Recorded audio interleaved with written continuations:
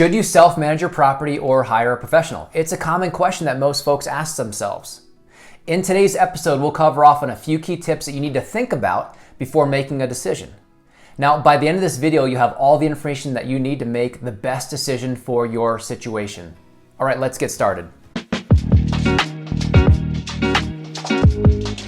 Since launching a few episodes on how to manage a property, I've gotten a lot of questions. Specifically, how do I know if I should self-manage a property or hire a property manager? Okay, so you have a property under contract or you're seriously considering putting an offer on a property and you're trying to determine if you should self-manage a property or hire it out. What should you do? Well, to start, it really comes down to a combination of three key considerations, and these are crucial towards your success. The first one, and actually one of the biggest, is your personality and or temperament. Okay, are you comfortable in self-managing, right? Are you okay dealing with issues as they arise? Because they don't often arise at opportune times. Typically, the opposite is true. Issues often happen when it's least convenient for you. That's just the way things tend to work out. There's also some variance depending on if it's a short-term rental or a long-term rental. For example, from a long-term rental perspective, it depends on how you have your lease written up, but oftentimes you have more time to solve the issue or problem unless it's an extreme emergency. Okay, you can have some time to get people from your team out there to fix the issue, to fix the HVAC, etc. Now, from a short-term perspective, guests often want the issue solved now, immediately, ASAP. And so if you can't get somebody from your team out there to help solve the issue, it's going to be you that's going out there to fix those issues and or problem solve that guest issue. So you need to make sure that you're okay dealing with that. Which is a great segue to consideration number 2, and that's your time availability. If you're already feeling time strapped, well then you just answered your question, hire it out. But if you feel like you have the time to take on the job and you have the desire, then it's something that I think you should definitely look into because you can learn a lot about yourself and also learn a lot about real estate ownership. All right, let's move on to consideration number 3, which is goals. What are your real estate investing goals? If your goal is to just buy one property or maybe buy a couple properties slowly over time, then maybe self-managing makes sense for you. It still could not, again, depending on your personality. But on the other end of the spectrum, if your goal is to grow a portfolio, to grow a large portfolio, to do so quickly, it can often be advantageous to hire out property management so that you can free up yourself. Because again, time is a scarce resource. And if you free up your time from having to manage the properties, you can then focus on growing your portfolio. All right, let's talk about the benefits of self-management. Now, the benefits of self-management are pretty simple. By self-managing a property, you gain the knowledge and experience of actually managing a property. You gain the knowledge of dealing with tenants and or guests. You learn more about the property itself because you're managing it along the way.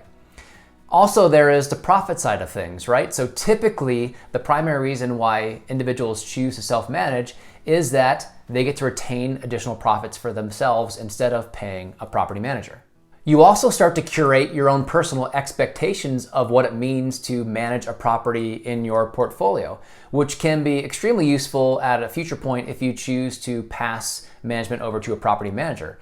You then have done it and you have a set of expectations. You've set this bar that you feel meets the needs and your desires for all of your properties that you can then hold your property manager accountable to. So let's talk about some of the drawbacks to self-management. Now, if you're looking to scale and scale fast, self-management can slow some people down. Not everybody. There are people out there that are great at this and great at multitasking and they crush this. But the reality is it can slow you down. Whether you have an amazing guest or tenant that never causes you any issues or the opposite, which can happen. Of course, we're always shooting for those amazing tenants and guests. Regardless of what type you have, issues will arise, and typically when they come up, they are at inopportune times. So the question becomes, do you want to deal with that? And even if you do want to deal with that, is that really good use of your time? Should you instead focus your time on growing your portfolio? And would growing your portfolio not increase your profits significantly more than the fees that you would save from self-managing versus hiring out property management? Now, this leads me to point number 2, which is fear. Self-management oftentimes causes fear for some individuals. They're not sure if they can do it. And as a result, it fuels this notion of analysis paralysis, and they never even get started in real estate investing. While for another group of investors, they actually do get started, and when they have a bad experience self-managing, it actually stops their real estate investing career in its tracks. And for some, it actually even caused it to regress and they totally get out of real estate investing, which is really a shame considering the extreme wealth building power of real estate investing. Number 3 is, what are your goals? Because if in the long run you're looking to have all your properties managed by somebody else, it can be tough starting out self-managing and then transitioning to managed properties because you're giving something up, right? You're giving up this income that you perceive as yours to somebody else.